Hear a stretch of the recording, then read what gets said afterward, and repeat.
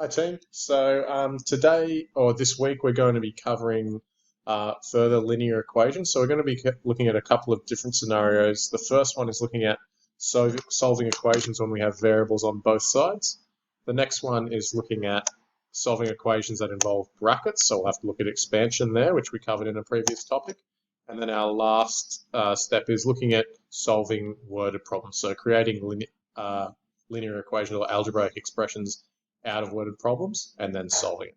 So we'll start with looking at solving equations which have variables on both sides. So when you have variables on both sides, the key is before you can backtrack to get your unknown, in this case x by itself, you need to get all your x terms, so terms that involve x, onto the one side. We've got 5x on the left-hand side and we have 4x on the right-hand side. So in order to get all the x's onto one side, if I subtract 4x from this side, that's going to eliminate 4x on that side. So take 4x away from that side, and just like we looked at last week, if you take 4x away from one side to keep it in balance, you take 4x away from the others. So remember, with like terms, this is 5x plus 2 minus 4x. So 5x minus 4x just leaves us with x there, and the 2 isn't affected because that's a number without any variable. Then the other side is 4x minus 10 minus 4x. So 4x take away 4x leaves us with nothing. So we're just left with the negative 10 on that side. Now, looking at this equation, it's just x plus 2 equals negative 10. So the only step we need to take here is backtracking, just like we covered last week. So the opposite of adding 2 would be subtracting 2. If you do it to one side, you need to do it to the other side. So x plus 2 minus 2 gives us with x equals negative 10 minus 2 equals negative 12. It's really important that you're showing your working outs here, including what operation you're performing at each step, in order to identify if you've made a mistake, and so that as a mark you can see your reasoning here. All right, so if you're feeling confident there, pause the video now and have a go at this second example, and then I'll go through it myself. If not, keep watching to get another feel for what you might do here. So here we've got 8x minus 5 equals 3x plus 20. So once again, we've got variables on both sides. We want to get them all onto one side. So it's easy here, once again, if we subtract 3x from both sides, it's going to eliminate from our right-hand side our x values. So 8x minus 5 minus 3x, we just do 8x take away 3x is 5x, and negative 5's here. So we're taking 3x away from the whole side. We can't take 3x away from 5, but we can take it away from the 8x there. And similarly here, 3x plus 20 minus 3x is just equal to 20, because 3x, take away 3x, leaves us with nothing, so we just got the 20. Then inverse operations, backtracking, the opposite of taking away 5 is adding 5, so 5x equals 25, and then the opposite of multiplying by 5 is dividing by 5. So we have x equal to 5, backtracking there. Now this last one's a little different, but your processes could still hold. So once again, I'd like everyone to pause the video and have a go at solving this one, and then we'll go through it together.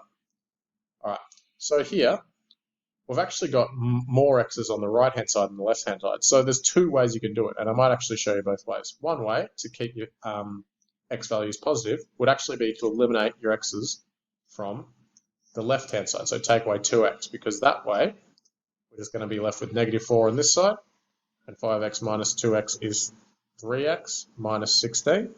And then our x value is still positive, which can be a bit easy to work with. Then we could plus 16 to both sides to eliminate that negative 16, which would give us 12 is equal to 3x, and then divide by 3, 4 equals x, and then you always want to end up with your x on the left-hand side. So 4 equals x, x equals 4. The other way to do that, which you might have done because you've been practicing eliminate from the left-hand side, would be to subtract 5x from both sides. So I'll just show you quickly how to do this. Either way you do this, you're going to get the same answer, provided you follow appropriate steps like we've done here. So if we take away 5x from both sides, let's see what happens here. That gives us with negative 3x minus 4 equals negative 16, because we're just left with the remember this negative sign belongs at 16, plus 4 to both sides. Negative 3x equals negative 12, and then divide by -3, divide by -3. So x is equal to -12 divided by -3. Negative divided by negative is a positive, so we're left with 4. So you can see either way we do it, we're still going to get the right answer, but it's just really important that you take into account your positive and negative signs there. Okay, so once again, you can check by substituting back into your original answer to see if that works. So whichever way you find easier, that's up to you. Now the second skill that we're working on this week is solving equations involving brackets. So simple steps here. The first step is you need to expand your brackets first, and then collect like terms and solve. Okay, this is one method. There is another method where you would do your division first, so get rid of the 3 first, but expanding is a skill we've worked on before, so we'll go with that for now. So expanding, multiply everything in the brackets by what's outside the brackets, so that's 6x plus 12 equals 60, minus 12 from both sides, so 6x equals 48, and then divide by 6, x is equal to 8. Okay, and then you can substitute that back in. 2 times by 8 is 16, plus 4 is 20, times by 3 is 60, so that does work. So I'd like you to have a go at this one, and then we'll go through it together. So here we have 5 times by 2x is 10x, and then 5 times by 1 is just 5, minus 4x equals 17. Here we need to look at this side and realize we've got 10x plus 5 minus 4x. We can collect our like terms, so 10x minus 4x, when that sign in front belongs to that side, so that belongs to that term. So that's 6x plus 5 equals 17, minus 5 from both sides, 6x equals 12, divide by 6, x equals 2. Substitute that back in. 2 times 2 is 4, plus 1 is 5, so that's 25, minus 8 is 17. So that does work. Okay, so the last skill we're working on this week is solving worded problems. So this can be a helpful thing to put in your book with an example. So the first step is you need to define your pronumerals, so to stand for your unknown values. So for example, k equals Karen's age, or a equals the number of apples. It can be any variable as long as you define the start of your problem. The second part is write an equation that describes the problem. And then the third part, once you've got that equation, is just solving the problem algebraically, which is what we've been doing up here.